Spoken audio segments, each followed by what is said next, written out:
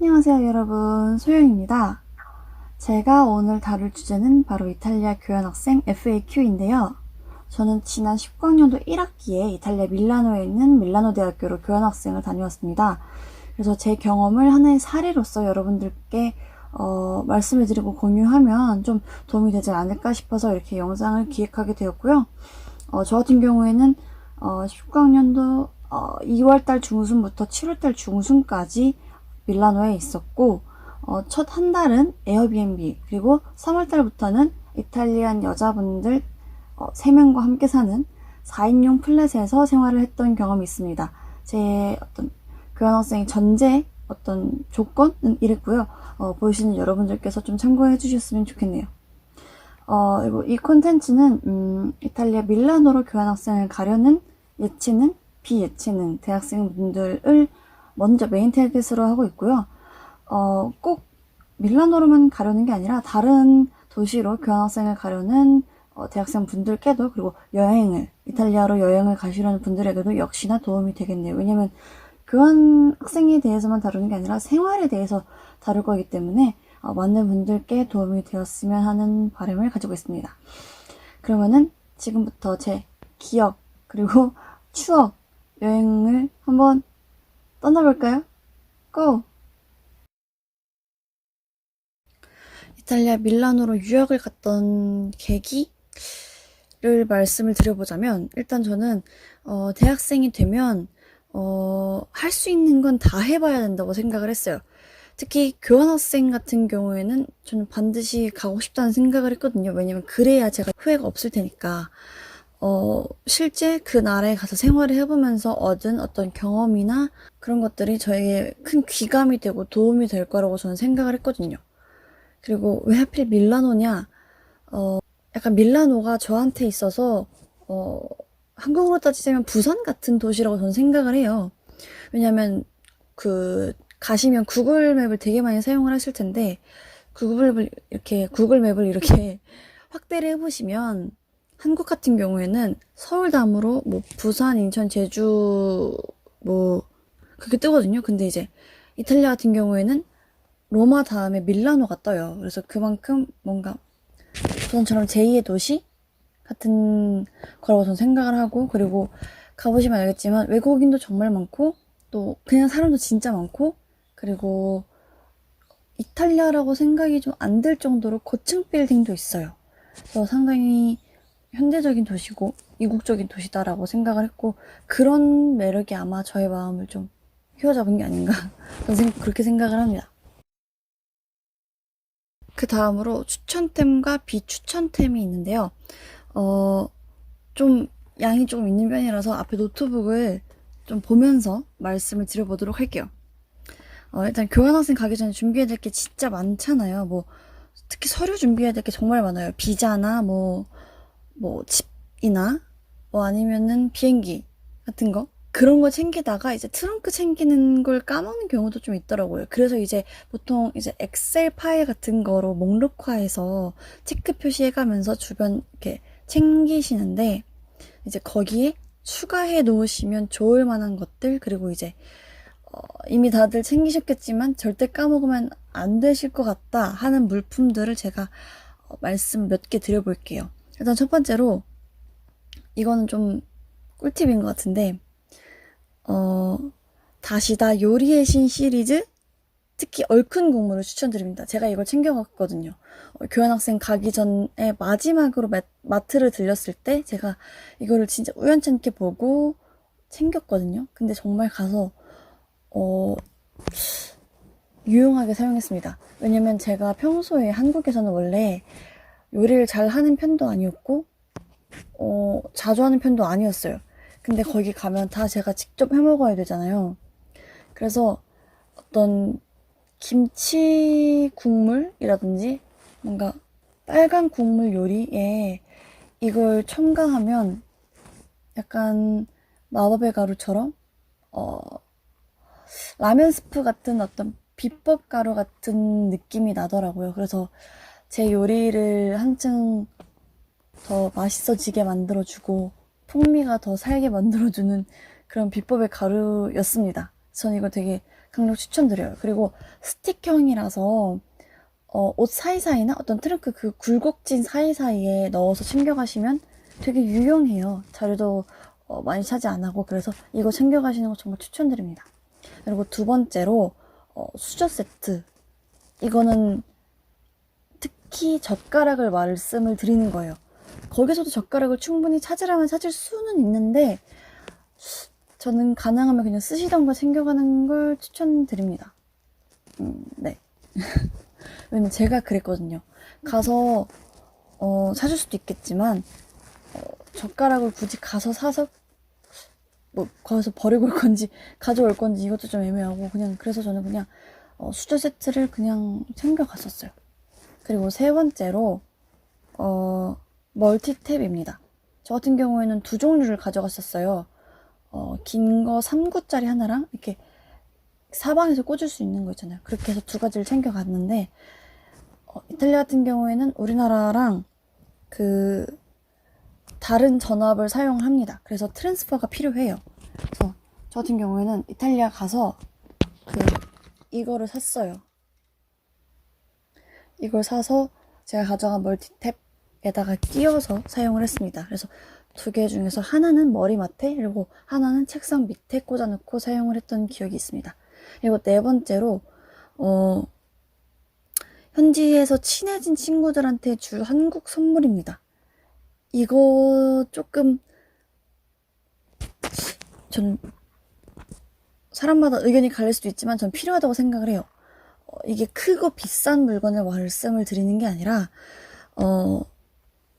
가서 만나서 반가웠다라든지 도와줘서 고마웠다라든지 이런 성의 표시를 하기 위한 용도인 거예요. 근데 이왕이면 우리나라를 알릴 수 있는 거면 더 좋잖아요. 그래서 좀 한국적이면서도 실용적인 게 중요하다고 생각을 합니다. 가서 제가 아무리 아싸로 살아도 꼭 도움을 받는 사람이나 친해진 사람이 한두 명 생기기 마련이에요.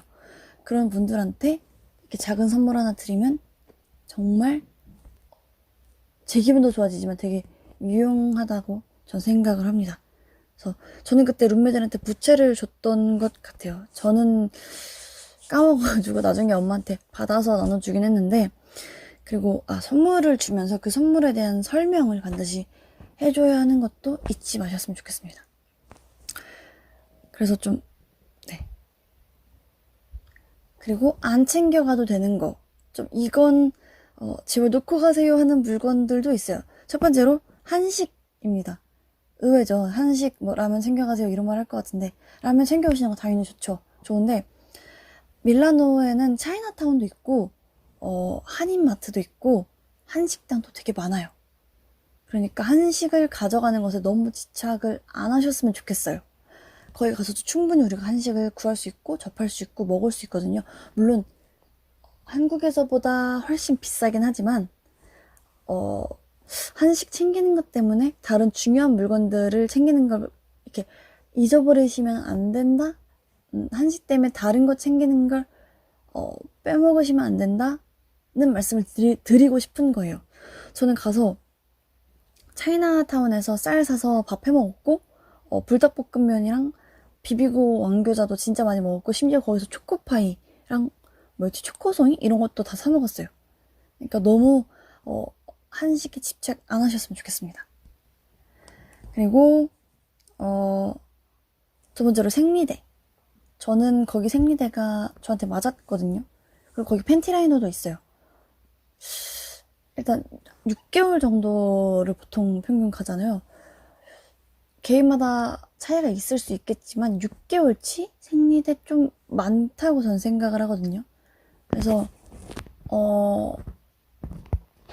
예민하신 분들은 챙겨가는 게 정말 당연하겠지만 한국에 혹시 들어와 있나? 그것까지 잘 모르겠는데, 아무튼 이렇게 예민한 편이 아니신 분들 같은 경우에는 적당히 한 달 정도 분만 일단 챙겨가 보고 가서 사서 쓰시는 것도 전 좋겠다고 생각을 합니다. 그리고 세 번째로 공책, 노트인데요. 저희도 교내에 학용품 있잖아요. 그런 것처럼 거기도 현지도 똑같이 문구를 파는 공간이 있어요, 학교 안에. 특히 밀라노 대학교 같은 경우에는 1층에 있습니다. 네, 그래서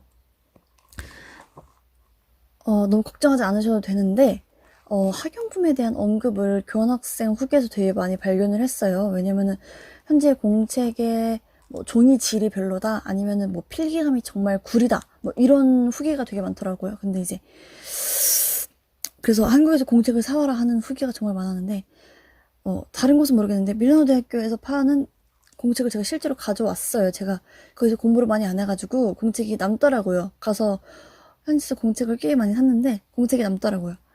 그래서 여기다 한번 공책에다가 한번 볼펜을 써볼게요. 잘 보이실런지는 모르겠는데 그냥 똑같아요. 볼펜인데 그냥 이것도 똑같아요. 그러니까 너무 크게 걱정 안 하셨으면 좋겠어요. 진짜로 오셔서 사셔도 됩니다. 그 다음에 어떤 꿀팁 같은 거를 좀 알려드릴 건데, 어, 이게 정말 꿀팁일지는 잘 모르겠긴 해요. 일단 알려드리자면, 어, 이탈리아에서는 일단 서류를 이렇게 빨리빨리 못 받고 그 나라 사람들이 일처리가 좀 느리긴 하잖아요. 그래서 뭘 때려가면 다 일단 기다리래요. 일단 다 기다리라고 말해요. 그리고 진짜 주구장창 기다리거나 아니면은 뭐 오전까지만 일을 해서 뭐 오후에 갔더니 뭐 문을 닫았다던가 이런 경우가 정말 많거든요. 그래서 일단 저는 여유로운 성격이라고 파악을 했어요. 그리고 되게 기다림의 민족이에요. 이탈리아 사람들이. 그래서 예를 들어서 교통카드를 만들 때 우리가 정해진 역에서만 만들 수 있거든요. 그럼 또 교통카드를 만들기 위한 줄이 되게 긴 거예요. 이때 사용할 수 있는 어플리케이션이 있어요. ATM 밀라노라고. 아마 근데 밀라노 가시면 다 기본적으로 깔게 되실 건데 거기 메뉴에 들어가 보면 그 부킹하는 게 있어요. 그 어플리케이션을 사용하셔서 예약을 하실 수 있다는 점을 기억을 해주시면 좋을 것 같아요. 물론 예약을 한다고 해도 기다리라고는 하는데 일단 예약을 하는 방법이 있다라는 걸 먼저 알려드리는 거죠. 그리고 두 번째로 이건 조금 슬픈 건데 김치 냄새 안 나는 꿀팁. 이거는 살짝 슬픈 건데 이탈리안 3명이랑 제가 같이 살았다고 했잖아요. 그래서 김치를 너무 먹고 싶은데 눈치가 보이는 거예요. 그래서 좀 비싸긴 한데 이렇게 큰 김치 말고 이렇게 작게 소분되어서 나오는 김치가 있어요. 반찬용 같긴 한데 그렇게 해서 나오는 김치가 있어요. 그게 큰 김치보다 당연히 비싸겠죠?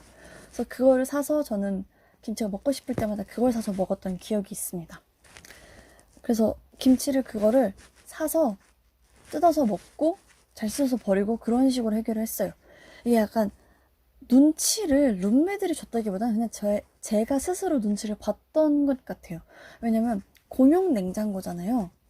근데 기존의 룸메들이 그 쓰던 냉장고가 더러운 구석도 없고 뭔가 냄새도 하나도 안 나고 너무 깨끗하게 쓰던 거예요. 근데 거기서 제가 김치를 쟁여놓고 먹고 싶은데 제가 이거를 냄새를 덜 나게 해서 먹는, 그러니까 김치를 보관하는 방법을 제가 모르는 거예요. 어떻게 해도 김치 냄새가 날 것 같은 거죠. 그래서 그냥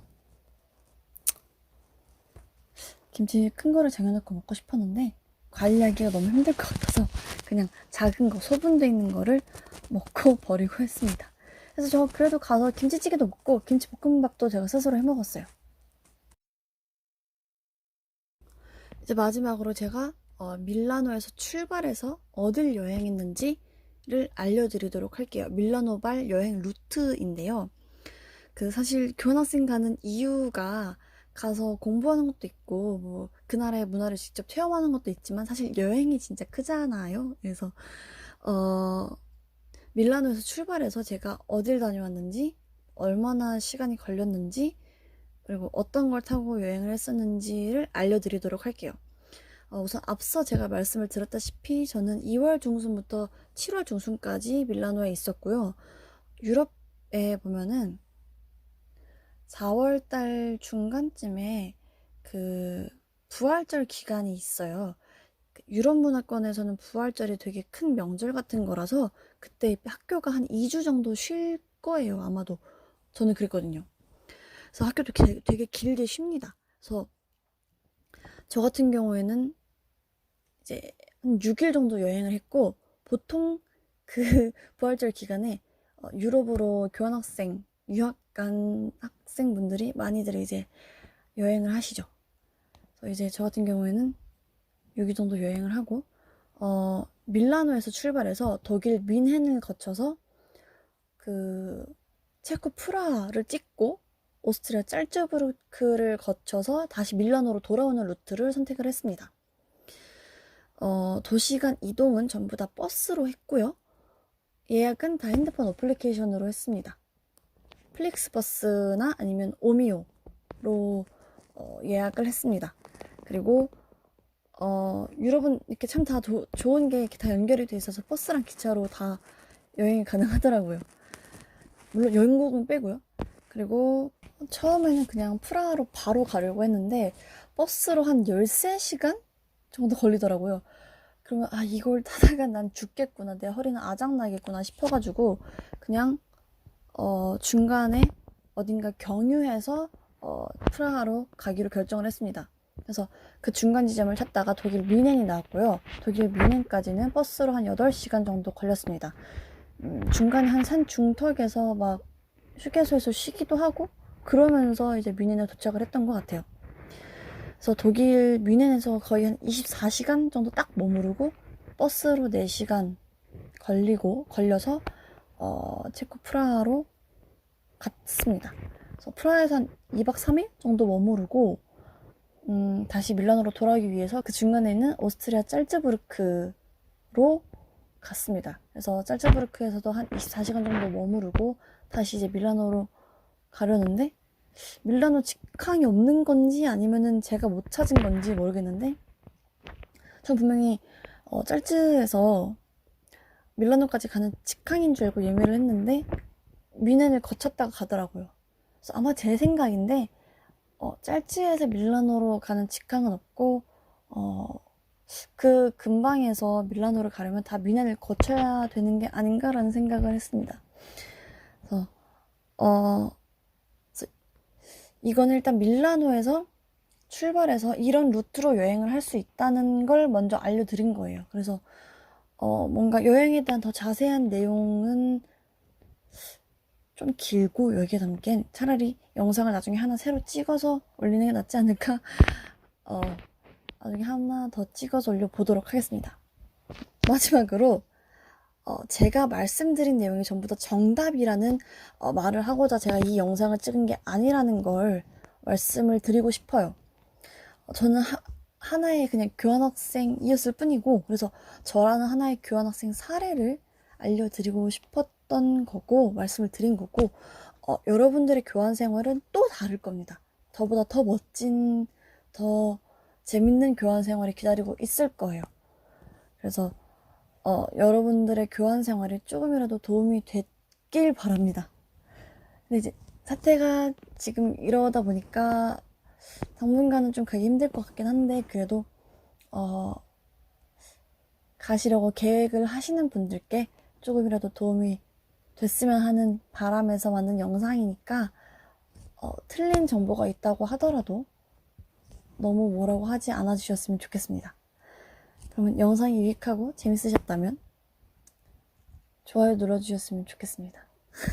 언제 또 들어올지 모르겠지만 또 만나요. 안녕.